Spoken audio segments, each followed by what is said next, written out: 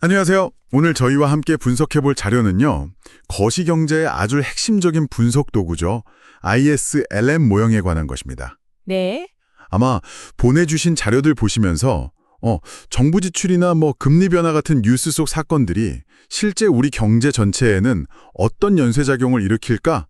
이런 궁금증 풀어보고 싶으셨을 것 같아요. 네, 맞습니다. 바로 그럴 때, 이 ISLM 모형이 아주 유용한, 나침반 역할을 해줍니다. 나침반요? 네, 영국의 경제학자 존 힉스가 케인스 아이디어를 좀 더 정교하게 다듬어서 만든 건데요. 이 모형은 우리가 물건을 만들고 사고 파는 생산물 시장하고 또 돈이 돌고 도는 화폐 시장, 이 두 시장이 어떻게 이자율이라는 걸 통해서 서로 영향을 주고받는지 이걸 아주 명확하게 보여주죠. 아, 생산물 시장과 화폐 시장, 그리고 그 연결고리가 이자율이다. 그렇죠. 오늘은 그래서 이 ISLM 모형의 기본적인 어떤 뼈대부터 시작해서요. 정부가 이제 예산을 풀거나 세금을 바꾸는 그런 재정정책, 또 중앙은행이 돈의 양이나 이자율을 조절하는 통화정책, 이런 것들이 경제 전체 소득과 이자율에 어떤 영향을 미치는지, 네네. 그리고 왜 때로는 어떤 정책이 더 효과적일지에 대해서 전문가들 사이에서도 의견이 좀 갈리는지 그 핵심적인 내용들을 한번 같이 파헤쳐 보겠습니다. 좋습니다. 자, 그럼 이 흥미로운 경제 모형의 세계로 한번 들어가 볼까요? 이게 뭘 뜻하는 건가요? 그리고 어떤 시장 이야기인가요? 네, IS는 investment, 투자, 그리고 saving, 저축의 첫 글자를 딴 겁니다. 투자와 저축. 네. 생산물 시장 전체에서 만들어진 재화나 서비스에 대한 총 수요 있잖아요. 소비, 투자, 정부 지출 이런 거요. 이게 총 공급, 그러니까 국민 소득이랑 정확히 일치해서 균형을 이루는 상태를 말합니다. 아, 수요와 공급이 같은 상태. 그렇죠. 케이스 경제학에서는 이 균형 조건이 결국 총 누출, 그러니까 저축이나 세금 같은 거랑 총 주입, 투자나 정부 지출 같은 거랑 같아지는 걸로 보는데 이걸 좀 단순화된 모형에서는 투자는 저축 이렇게 표현하기도 하죠. 그래서 IS 곡선은 이 생산물 시장을 균형시키는 여러 가지 이자율, R과 국민소득, Y의 조합들, 그것들을 쭉 연결한 선이라고 보시면 됩니다. 생산물 시장의 균형. 근데 그 균형점이 왜 이자율하고 국민소득의 관계로 나타나는 건가요? 그 둘 사이에 특별한 연결고리가 있는 건가요? 핵심적인 연결고리는요, 바로 이자율이 투자에 영향을 미친다는 점이에요. 아, 이자율과 투자. 네. 한번 생각해 보세요. 기업이 공장을 짓거나 기계를 새로 사려고 투자를 할 때 돈을 빌려야 하잖아요. 그럼 그 비용, 즉 이자율이 되게 중요하겠죠? 그렇죠. 비용이니까. 네. 일반적으로 이자율이 낮아지면 돈 빌리는 비용이 싸지니까 아무래도 기업들은 투자를 좀 더 늘리려고 하겠죠. 아, 네네. 이자율이 낮아지면 투자가 늘어난다. 그럼 그 늘어난 투자가 소득이랑은 또 어떻게 연결이 돼요? 늘어난 투자는 그 자차로 총수요의 일부잖아요. 이걸 늘리니까 생산이 늘어나겠죠. 네. 근데 여기서 끝이 아니에요. 생산이 늘면 사람들 소득이 늘잖아요. 그럼 늘어난 소득의 일부는 또 소비로 이어지겠죠? 아, 소비 증가로 또 이어지는군요. 최종적으로는 처음 투자 증가분보다 더 큰 폭으로 국민소득 Y를 증가시켜요. 이걸 경제학에서 승수효과, 멀티플라이어 에펙트라고 부릅니다. 승수효과. 그래서 결국에는 이자율 R이 낮아질수록 투자가 늘고 또 승수효과를 통해서 균형 국민소득 Y는 더 높아지는 관계, 즉 이자율과 국민소득이 서로 반대로 움직이는 그래프로 그리면 오른쪽 아래로 내려가는 우하향하는 관계가 나타나는 겁니다. 이 선이 바로 IS 곡선인 거죠. 그렇군요. 이자율하고 투자의 관계, 그리고 그게 승수효과를 타고 소득 증가로 이어져서 IS 곡선이 우하향한다. 아, 이제 좀 그림이 그려지네요. 네. 그럼 이 IS 곡선 자체를 움직이는 요인들, 그러니까 동일한 이자율인데도 소득 수준을 확 변화시키는 그런 요인들은 또 뭐가 있을까요? 예를 들면 정부가 지출을 확 늘리는 재정정책 같은 거요. 이런 건 어떻게 반영되나요? 여기서 뭔가 좀 중요한 변화가 있을 것 같은데요. 네, 아주 중요한 포인트입니다. 정부 지출이라는 거는 그 자체가 총수요의 한 구성 요소잖아요. 네, 그렇죠. 그러니까 정부가 지출을 늘리면 다른 조건이 똑같더라도 같은 이자율 수준에서도 경제 전체의 총수요가 늘어나겠죠. 그렇죠. 그러면 균형 국민소득도 당연히 더 높은 수준에서 달성이 될 겁니다. 이걸 그래프상에서는 IS 곡선 자체가 오른쪽으로 이렇게 이동하는 걸로 나타납니다. 아, 정부 지출이 늘면 IS 곡선이 오른쪽으로. 네. 반대로 정부가 세금을 올리면 어떻게 될까요? 가계소득이 줄어서 소비가 위축되니까 IS 곡선은 반대로 왼쪽으로 이동하게 됩니다. 정부의 재정 정책이 IS 곡선을 직접 움직이는 거군요. 그 외에 또 어떤 요인들이 있을 수 있나요? 예를 들어 기업들이 갑자기 미래 경제를 아주 밝게 봐요. 그래서 투자를 확 늘린다거나 아니면 소비자들이 갑자기 막 씀씀이를 늘려요. 뭐 이런 독립적인 소비 증가 같은 경우에도 IS 곡선은 오른쪽으로 이동하겠죠. 네. 반대로 뭐 미래가 불안해서 기업 투자가 위축되거나 소비 심리가 꽁꽁 얼어붙으면 IS 곡선은 왼쪽으로 이동할 거고요. 근데 여기서 꼭 기억해야 할 중요한 점이 하나 있어요. 이자율 자체의 변화는 IS 곡선 위에서 점이 움직이는 요인이지 IS 곡선 자체를 막 이동시키는 요인은 아니라는 겁니다. 아, 그 차이가 중요하군요. 이자율 변화는 곡선 상의 이동, 다른 요인들은 곡선 자체의 이동. 네, 맞습니다. 알겠습니다. IS 곡선은 생선물 시장 균형이고 이자율과 반비례, 우하향하고 정부 지출이나 세금 또 독립적인 투자나 소비 변화에 따라 곡선 자체가 이동한다. 오케이. 그럼 이제 시선을 좀 돌려서 화폐 시장으로 가볼까요? LM 곡선. LM, 이건 또 무슨 뜻이고 여기서는 어떤 균형을 다루나요? 네, LM은 유동성 선호, liquidity preference, 그리고 화폐, 머니의 약자입니다. 유동성 선호와 화폐. 네, 이건 화폐 시장에서 사람들이 보유하고 싶어하는 화폐의 양, 즉 화폐 수요하고 중앙은행이 공급하는 화폐의 양, 화폐 공급이 딱 일치해서 균형을 이루는 상태를 나타내요. 아, 화폐의 수요와 공급이 만나는 점. 그렇죠. 케인스는 사람들이 왜 이자도 안 주는 화폐를 가지고 있으려고 할까? 그 이유를 거래 목적, 또 예비적인 목적, 그리고 이자율 변동에 따라서 자산 보유 형태를 조절하려는 투기적 목적, 이런 걸로 설명을 했는데요. 이걸 다 통틀어서 유동성 선호라고 부르는 거고요. 이 LM 곡선은 바로 이 화폐 시장의 균형을 만족시키는 이자율 R과 국민소득 Y의 조합들을 보여주는 선입니다. 그리고 분석을 좀 편하게 하기 위해서 일단 물가 수준은 단기적으로는 고정되어 있다고 가정하는 경우가 많습니다. 화폐 시장의 균형, 여기서는 소득하고 이자율이 어떤 관계를 가질까요? IS 곡선하고는 좀 다른 모습일 것 같은데요? 네, 맞아요. IS 곡선과는 반대로 LM 곡선은 일반적으로 오른쪽 위로 올라가는, 즉 우상향하는 모습을 보입니다. 우상향이요? 왜 그렇죠? 왜 그런지 한번 볼까요? 우선 국민소득 Y가 증가하면 사람들이 물건 사고팔고 하는 거래를 위해서 돈이 더 많이 필요해지겠죠. 아, 소득 늘면 쓸 돈이 더 필요하니까. 네, 그렇죠. 즉 소득 증가는 화폐 수요 증가로 이어집니다. 네, 그런데 중앙은행이 공급하는 화폐량은 딱 정해져 있는 상황 아닌가요? 바로 그 점이 중요해요. 화폐 공급량은 고정돼 있는데 사람들이 돈을 더 많이 원하면 화폐 시장에서는 약간 화폐 부족 현상 같은 게 나타나겠죠. 돈이 모자라겠네요. 네, 이 초과 수요를 해소하려면 어떻게 해야 할까요? 사람들이 화폐 대신에 이자를 주는 다른 자산, 예를 들어 채권 같은 걸 좀 더 보유하도록 유인을 해야 해요. 채권을 사게 만들어야 한다? 그렇죠. 그러려면 채권 투자의 매력도를 높여야 하는데 그게 바로 이자율 상승입니다. 이자율이 오르면 현금 가지고 있는 것의 기회비용, 그러니까 채권에 투자했다면 얻었을 이자가 커지잖아요. 그러니까 사람들이 화폐 보유를 좀 줄이게 되죠. 따라서 소득이 증가할수록 화폐 시장의 균형을 맞추기 위한 이자율, R도 높아지는, 즉 우상향하는 관계가 나타나는 겁니다. 와, 흥미롭네요. 소득이 늘면 돈이 더 필요해지고 돈이 귀해지니까 그 값인 이자율이 오른다, 이런 거군요. 네, 그렇게 이해하시면 됩니다. 그럼 이 LM 곡선을 움직이는 건 주로 중앙은행 역할이 크겠네요. 통화량을 조절하는 그 통화정책 말입니다. 정확합니다. 중앙은행이 예를 들어서 공개시장 매입, 그러니까 채권을 사들이고 돈을 푸는 거죠.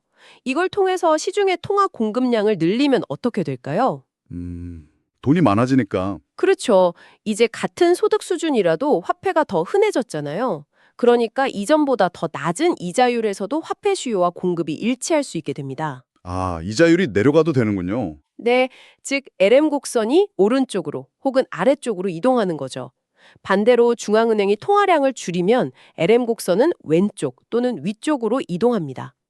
그 외에도 물가 수준이 변하거나 예를 들어 물가가 오르면 실질적인 화폐 공급량은 줄어든 셈이니까 LM 곡선이 왼쪽으로 가겠죠. 네. 또는 사람들이 갑자기 미래가 불안해서 현금을 막 더 많이 쌓아두려고 한다. 이런 외생적인 요인으로 화폐 수요 자체가 변해도 LM 곡선은 이동할 수 있습니다. 아, 통화 공급량 말고도 물가나 사람들의 어떤 현금 선호도 변화 같은 것도 LM 곡선을 움직이는군요. 네, 그리고 참고로 하나 더 말씀드리면 화폐 시효가 이자율 변화에 얼마나 민감하게 반응하냐에 따라서 LM 곡선의 기울기가 달라져요.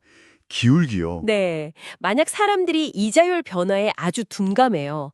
그래서 이자율이 올라도 화폐 보유량을 별로 안 줄인다? 이건 약간 고전학파 가정하고 비슷한데요. 그러면 LM 곡선은 아주 가파른 거의 수직에 가까운 형태가 되고요. 반대로 이자율 변화에 극도로 민감하다. 그러면 아주 완만한 수평에 가까운 형태가 되겠죠. 이 기울기 차이가 나중에 정책 효과 분석할 때 상당히 중요하게 작용합니다. 그렇군요. 기울기 얘기도 중요하겠네요. 자, 그럼 이제 생산물 시장 균형선 IS하고 화폐 시장 균형선 LM을 드디어 한 자리에 놓아볼 시간이네요. 네. 두 곡선이 만나는 딱 한 점이 있을 텐데 그 점은 경제 전체에서 어떤 의미를 가지는 걸까요? 이제 진짜 큰 그림이 보이는 것 같은데요. 네, IS 곡선하고 LM 곡선이 교차하는 바로 그 지점. 거기가 바로 생산물 시장, IS와 화폐 시장, LM이 동시에 균형을 이루는 유일한 이자율 R과 국민소득 Y의 조합을 나타냅니다. 동시에 균형. 네, 그러니까 경제 전체의 실물 부문하고 금융 부문이 함께 안정을 찾는 단기적인 거시경제의 균형점이라고 할 수 있죠. 만약 이 균형점에서 벗어나면 시장의 힘에 의해서 다시 이 균형점으로 돌아가려는 경향이 나타나게 됩니다. 그럼 이제 이 모형을 가지고 정책 효과를 한번 분석해 볼 수 있겠네요. 그렇죠. 예를 들어서 정부가 경기를 좀 살리려고 도로건설 같은 공공사업에 지출을 크게 늘렸다고 해보죠. 즉, 확장적 재정 정책을 쓰는 건데요. 그럼 이 균형점 어떻게 움직일까요? 소득은 늘어날 것 같은데 이자율에는 어떤 영향이 있을지 궁금하네요. 네, 좋은 질문입니다. 정부 지출 증가는 아까 봤듯이 IS 곡선을 오른쪽으로 이동시키잖아요. 네, IS 곡선이 오는 쪽으로. LM 곡선은 그대로 있는 상태에서 IS 곡선만 오른쪽으로 가니까 새로운 균형점은 기존보다 더 높은 국민소득 Y하고 더 높은 이자율 R 수준에서 형성이 됩니다. 즉, 정부 지출 확대는 소득을 증가시키는 효과가 있는 거죠. 소득도 늘고 이자율도 오르는군요. 근데 이자율이 오른다는 건 뭔가 또 다른 효과도 있을 것 같은데요? 바로 그 지점이 아주 흥미로운 부분입니다. 정부 지출 증가로 소득이 늘어나면 화폐 수요가 증가하고 이게 이자율 상승 압력으로 작용한다고 했잖아요. 네, 그랬죠. 근데 이렇게 이자율이 상승하면 이번에는 민간 기업들이 투자를 하려고 할 때 자금 조달 비용이 높아지니까 투자를 좀 줄이려는 경향이 생겨요. 아, 비용이 비싸지니까. 그렇죠. 즉, 정부 지출 증가가 이자율 상승을 통해서 민간 투자를 위축시키는 효과를 가져오는 거죠. 이걸 구축 효과, 영어로는 crowding out effect라고 부릅니다. 구축 효과, crowding out, 밀어낸다는 뜻이군요. 네, 마치 정부 지출이 민간 투자를 밀어내는 crowding out 하는 모습과 같다고 해서 붙여진 이름이에요. 이 구축 효과 때문에 최종적인 국민소득 증가는요, 이 구축 효과가 없다고 가정했을 때, 그러니까 이자율이 변하지 않는다고 봤을 때의 단순 승수 효과보다는 좀 작아지게 됩니다. 아하, 그러니까 정부가 돈을 써서 경기를 살리려고 해도 그 부작용으로 이자율이 올라서 민간 투자가 위축되니까 효과가 일부 상쇄될 수 있다. 이런 거군요. 아, 이거 중요한 점이네요. 네, 매우 중요한 개념입니다. 그럼 이번에는 반대로 중앙은행이 기준금리를 낮추거나 통화량을 늘리는 확장적 통화 정책을 쓴다고 한번 가정해보죠. 이건 균형점을 어떻게 바꿀까요? 중앙은행이 통화 공급을 늘리면 LM 곡선이 오른쪽 또는 아래쪽으로 이동한다고 했죠. 네, LM이 오른쪽으로. IS 곡선은 그대로 있는데 LM 곡선이 이동하면 새로운 균형점은 기존보다 더 낮은 이자율 R하고 더 높은 국민소득 Y 수준에서 결정됩니다. 아, 이번엔 이자율은 내려가고 소득은 늘어나네요. 네, 즉 통화 정책은 이자율을 낮추고 그 낮아진 이자율이 기업 투자를 촉진시켜서 총 수요를 늘리고 이것이 결국 국민소득 증가로 이어지는 경로를 통해서 효과를 발휘하는 거죠. 재정정책은 이자율 올리면서 소득 늘리고 통화정책은 이자율 낮추면서 소득 늘리고 와, 서로 다른 경로랑 효과를 가지네요. 그렇습니다. 그래서 때로는 정책 입안자들이 어떤 특정 목표를 달성하기 위해서 이 두 정책을 의도적으로 조합해서 사용하기도 해요. 이걸 정책 조합, 폴리시 믹스라고 하는데요. 정책 조합. 네. 예를 들어서 소득은 좀 크게 늘리고 싶은데 이자율 상승은 최대한 억제하고 싶다. 그러면 확장적 재정정책 IS 우측 이동하고 확장적 통화정책 LM 우측 이동을 동시에 사용하는 방안을 고려해 볼 수 있습니다. 아, 둘 다 확장적으로. 그렇죠. 이렇게 하면 이자율 변화는 좀 상쇄되면서 소득 증대 효과는 더 커질 수 있겠죠. 물론 상황에 따라 다른 조합도 가능하고요. 그런데 이 모형을 이렇게 들여다보니까요. 항상 재정정책이나 통화정책이 똑같은 힘을 발휘하는 건 아닐 것 같다는 생각이 들어요. 어떤 경우에는 재정정책이 더 잘 먹히고 또 어떤 경우에는 통화정책이 더 효과적일 수도 있지 않을까요? 아마 많은 분들이 이 부분 궁금해하실 것 같아요. 네, 아주 중요한 질문입니다. 정책의 효과, 특히 소득을 얼마나 변화시키는지 그 위력은요. IS 곡선하고 LM 곡선의 기울기에 크게 좌우됩니다. 아, 또 기울기 얘기군요. 네, 그리고 이 기울기는 결국 투자나 화폐 수요가 이자율 변화에 얼마나 민감하게 반응하는지에 따라서 결정되는 거죠. 기울기가 중요하다. 좀 더 구체적으로 설명해 주실 수 있나요? 어떤 경우에 어떤 정책이 더 효과적인지. 예를 들어서 재정정책, 즉 IS 곡선을 이동시키는 정책의 소득 증대 효과를 한번 생각해 봅시다. 만약 LM 곡선이 아주 완만하다면 어떨까요? LM이 완만하다. 그건 화폐 수요가 이자율에 민감하다는 뜻이었죠. 맞습니다. 이 경우에요, 정부 지출 증가로 소득이 늘어서 화폐 수요가 증가해도 이자율은 아주 조금밖에 안 올라요. 이자율 상승폭이 작으니까 아까 말한 구축 효과도 작겠죠. 아, 구축 효과가 작아진다. 네, 따라서 재정 정책의 효과는 커집니다. 또 만약 IS 곡선 자체가 아주 가파르다면 어떨까요? IS 곡선이 가파르다는 건 투자가 이자율 변화에 매우 둔감하다는 뜻이거든요. 네. 이 경우에도 이자율이 좀 오르더라도 투자가 별로 줄지 않으니까 구축 효과가 작아서 재정 정책 효과가 커집니다. 그러니까 요약하면 재정 정책은 LM이 완만하거나 IS가 가파를 때 더 효과적이다. 이렇게 볼 수 있습니다. 그럼 반대로 통화 정책은 언제 더 효과적일까요? 통화 정책, 즉 LM 곡선을 이동시키는 정책은 그 반대라고 생각하시면 돼요. 통화 정책의 소득 증대 효과는요. IS 곡선이 완만할수록, 즉 투자가 이자율 변화에 민감할수록 커집니다. 투자가 민감할수록 네.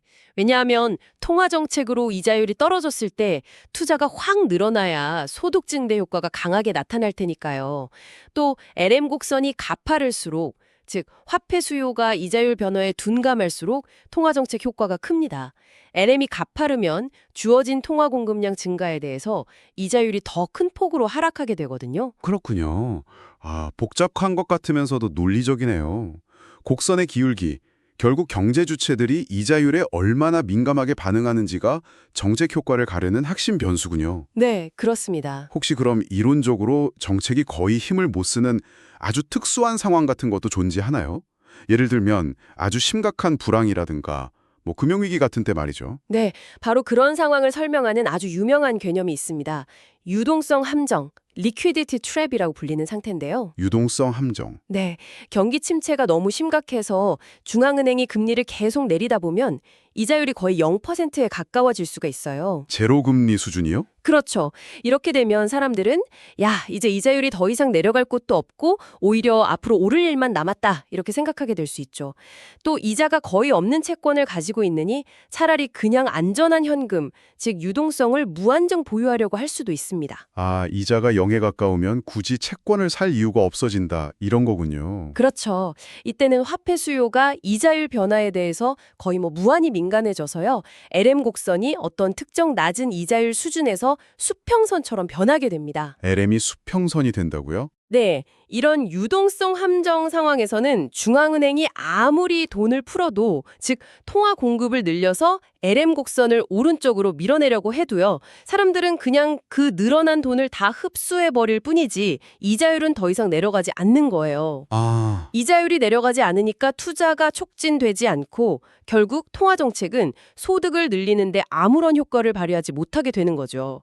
통화정책이 말 그대로 함정에 빠져서 무력화되는 겁니다. 실제로 일본의 장기 불황 때나 2008년 금융위기 이후에 일부 국가에서 이런 현상과 아주 유사한 모습이 관철되기로 했습니다. 와, 중앙은행이 아무리 애를 써도 정책이 먹히지 않는 상황이라니. 그럼 그런 유동성 함정에 빠졌을 때는 어떻게 하나요? 정말 속수무책인 건가요? 아닙니다.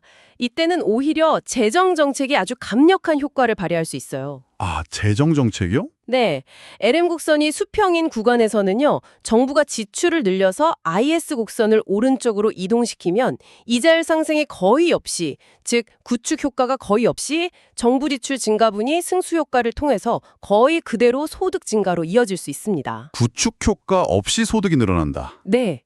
그래서 케인스가 대공황 같은 아주 극심한 불황기에는 통화정책보다는 정부의 적극적인 재정정책 역할이 중요하다고 그렇게 강조했던 것이죠. 통화 정책이 딱 막혔을 때는 재정 정책이 돌파구가 될 수 있군요. 그렇죠. 근데 다만 여기에 대해서 피구라는 경제학자는 조금 다른 각도에서 반론을 펴기도 했어요. 피고요. 네, 그는 유동성 함정 상황이라도 통화량을 늘리면 물가 하락 등을 통해서 사람들이 가지고 있는 화폐의 실질 가치, 즉 실질 자산이 증가한다고 봤어요. 실질 자산 증가? 네, 이렇게 사람들이 어쨌든 좀 부유해졌다고 느끼면 굳이 이자율 경로를 통하지 않더라도 소비를 직접 늘릴 수 있다. 이게 피구 효과 또는 실질 자산 효과라고 하는데요. 이걸 주장했죠. 이 효과가 만약 작동한다면 소비 증가로 IS 곡선 자체가 오른쪽으로 이동하니까 유동성 함정에서도 통화 정책이 간접적으로나마 효과를 낼 수 있다는 가능성을 제시한 겁니다. 근데 이 효과의 실제 크기가 얼마나 되느냐에 대해서는 좀 논란이 있습니다. 아, 피구 효과라는 것도 있군요. 재밌네요. 자, 지금까지 살펴본 이 ISLM 모형은 경제 현상을 이해하는데 아주 강력한 틀인 건 분명한데 그래도 현실 세계는 이것보다 훨씬 복잡할 것 같아요. 예를 들면 정책을 결중하고 실행해서 실제 효과가 나타나기까지 시간이 걸리는 문제, 그 정책 시차 같은 문제도 있지 않나요? 네, 맞습니다. 현실 경제 정책 운영에서 반드시 고려해야 할 아주 중요한 문제입니다. 정책 시차, 펄리시 렉스는 크게 두 가지로 나눠볼 수 있는데요. 두 가지요? 네, 첫째는 경제 상황 변화를 인식하고 어떤 정책을 써야겠다 결정하고 또 관련 법안 통과시키고 하는 등 정책을 실제로 집행하기까지 걸리는 시간. 이걸 내부 시차, 인사이드 렉이라고 합니다. 내부 시차. 그리고 둘째는 정책이 집행된 이후에 그 효과가 이제 이자율, 투자, 소비, 생산 같은 실제 경제 변수에 쭉 파급되어서 나타나기까지 걸리는 시간. 이걸 외부 시차, 아웃사이드 렉이라고 불러요. 내부 시차와 외부 시차. 그럼 통화 정책하고 재정 정책은 이 시차 측면에서 좀 차이가 있을 것 같은데요? 네, 일반적으로 그렇게 봅니다. 통화정책은 중앙은행 금융통화위원회 같은 곳에서 비교적 신속하게 결정하고 바로 집행할 수 있잖아요.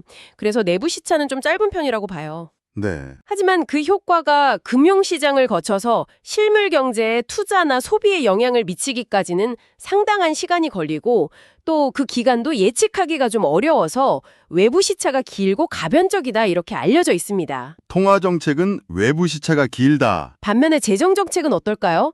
정부 예산안을 편성하거나 세법을 바꾸려면 국회 동의 같은 복잡한 정치적 과정이 필요하잖아요. 그래서 내부 시차는 상당히 길 수 있습니다. 아, 결정까지 오래 걸리는군요. 네. 하지만 일단 집행이 되면 정부 구매나 세금 변화는 비교적 직접적으로 총 수요에 영향을 미치기 때문에 외부 시차는 상대적으로 좀 짧은 편이다. 이렇게 평가됩니다. 이런 시차 문제 때문에 좋은 의도로 시작한 정책이 오히려 경제를 더 불안정하게 만들 수도 있겠네요. 타이밍이 딱 안 맞으면 말이죠. 그렇습니다. 바로 그 점 때문에 비판이 있죠. 예를 들어서 경기 침체에 대응하려고 확장 정책을 폈는데 그 효과가 나타날 즈음에는 이미 경기가 자체적으로 막 회복 국면에 접어든 거예요. 그럼 오히려 경기 과열을 부추길 수도 있겠죠. 아, 그럴 수 있겠네요. 반대로 경기 과열을 막으려고 긴축 정책을 썼는데 효과가 나타날 때는 이미 경기가 둔화되기 시작해서 침체를 더 깊게 만들 수도 있고요.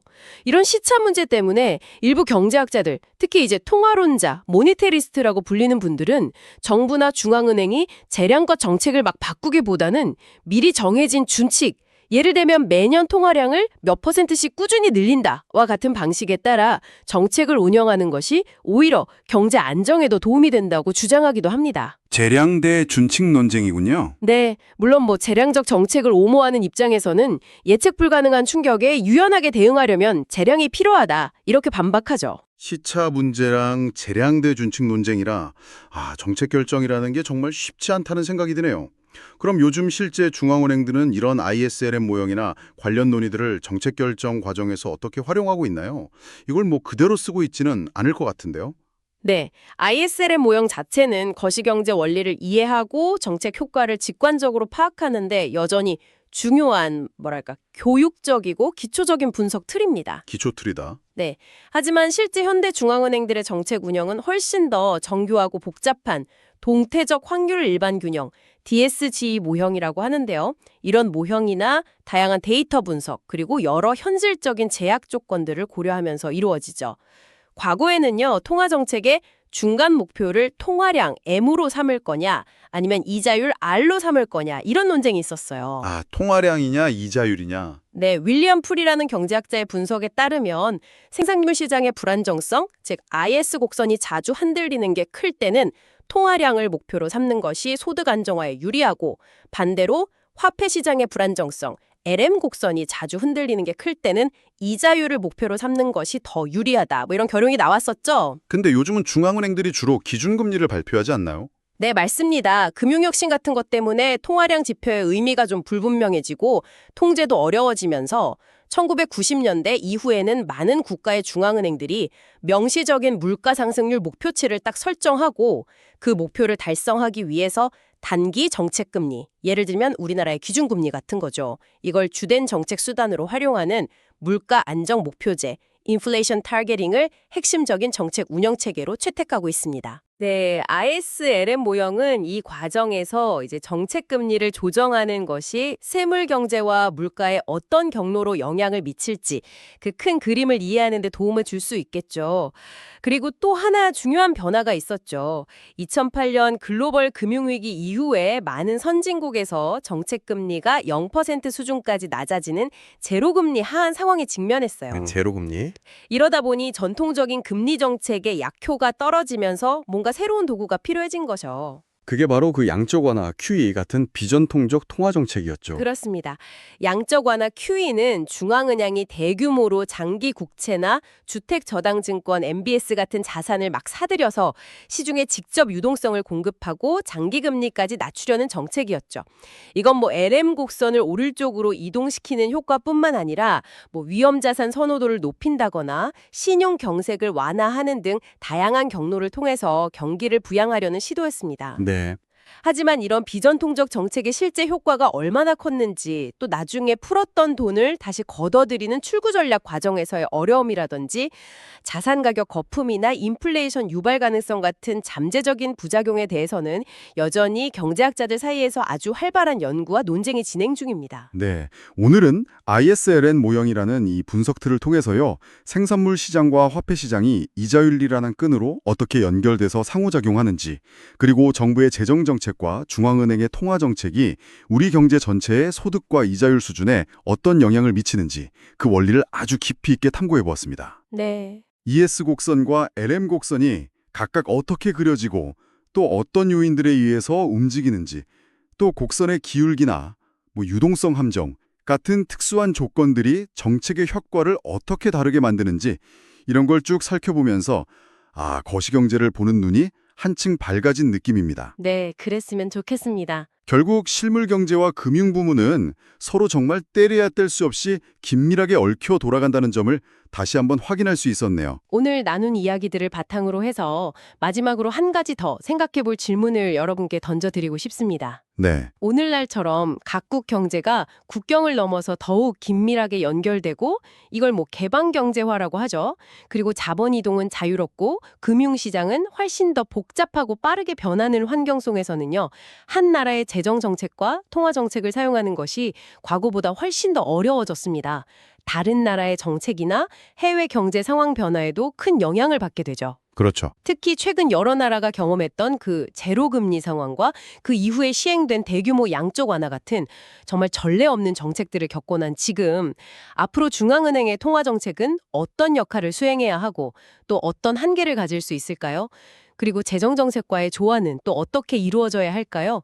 이 질문에 대한 답은 앞으로도 계속 찾아나가야 할 아주 중요한 과제일 것입니다. 여러분께서는 이 복잡한 현실 속에서 경제 정책이 나아가야 할 방향에 대해 어떻게 생각하시나요? 네, 정말 중요한 질문인 것 같습니다. 오늘 저희와 함께 거시경제 분석의 이 흥미로운 세계를 탐험해 주셔서 감사합니다. 다음에도 유익하고 깊이 있는 내용으로 여러분을 찾아뵙겠습니다.